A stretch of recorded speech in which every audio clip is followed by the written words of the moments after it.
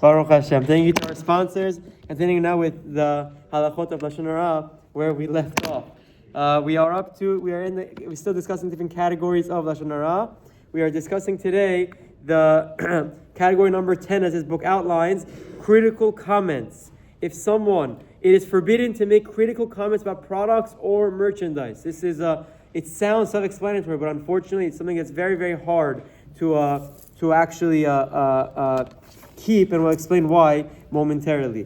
Halakha explains, it is asur to speak negatively about another person's merchandise or other items. This is common when storekeepers would speak negatively about other things sold by their competitors, and it is a classic biblically prohibited case of Lashon Hara. So obviously it goes without saying that for us to speak negatively about our competition and to try to gain the business, he's too expensive, their setters aren't as good, he's sneaky, he's lying, all of these categories, it's a classic case of Lashon Hara. The advice is you never speak negatively about someone else, always promote and speak generously about your product. That's an important and classic example of Lashon Hara. They bring in the footnote, for example, if one wants to give someone a present and his friend comes and inaccurately belittles the gift, he's guilty of Lashon Hara. This is similar to what the Gemara said, what is said in the Gemara, that the fate of our forefathers was sealed when the Meragelim defamed the land of Israel, that Hashem wanted to give them as a present. Hashem wanted to give us the gift of Israel. They spoke negatively about it. That's the exact example that the Chafetz Chaim quotes as well.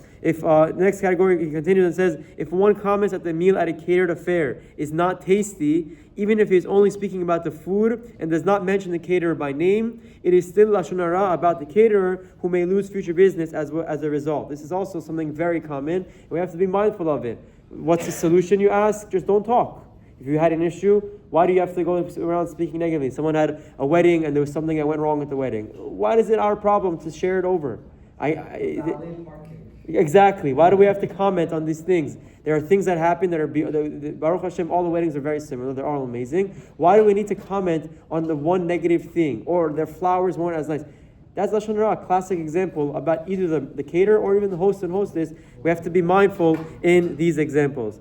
It is not proper to criticize food products made by a certain factory or company. Obviously, this is talking about, let's say in Israel, when you have two similar stores and you say their store isn't as good, you're going to hurt and cause problems to that company. Last, reporting to someone that another person spoke negatively about his merchandise qualifies as Rechilut. So the classic prank call that you would call a restaurant and say, that other restaurant spoke negatively about you, that's Rechilut in the finest, most simplest definition. And last is category number 11, false negative assessment. If the speaker's negative assessment is false or even partially so, for example, the deficiency is exaggerated, then it is more severe. It is a more severe avon and is considered motzi shemra as well. So everyone likes to say, we spoke about this many times, Lashon Hara is about the truth.